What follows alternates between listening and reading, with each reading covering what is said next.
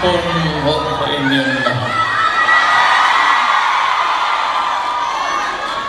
Alam niyo, I do not know if you still believe in me.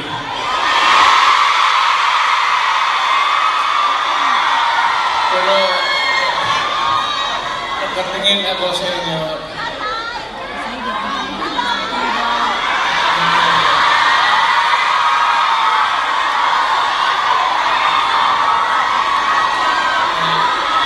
dapat magkita-kita tayo doon sa ating bayan.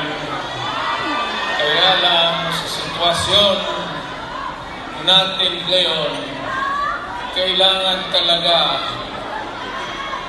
punta tayo sa ibang bayan ng hanap buhay. Pero sa akin, the fact that malayo kayo sa pamilya ninyo,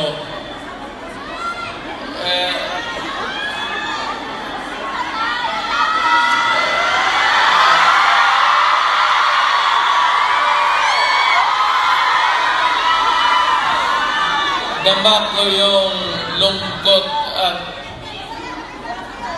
alam ko yan. Kasi gano'n din ako noon. Almost 3 years. Sa labas ako nagtatrabaho. Well, nag-training para sa koneksyon ko sa pagka-abogado.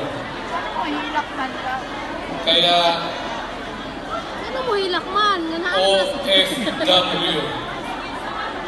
Yan ang pinakamasarap.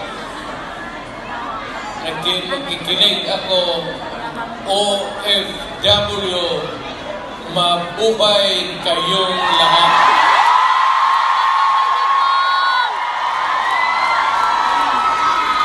At ang mundo dapat magpasalamat na merong mga Pilipino na magpunta dito sa kanila, sa ibang bayan, para magtrabaho para sa kanila at para sa atin, makaipon ng pera para sa pamilya natin. Kasi